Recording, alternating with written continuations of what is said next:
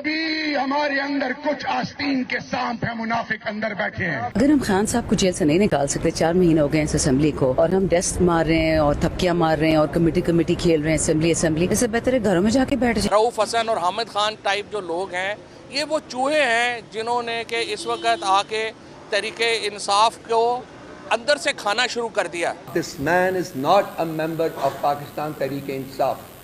He is a toady launched by the establishment to create disruption in the party.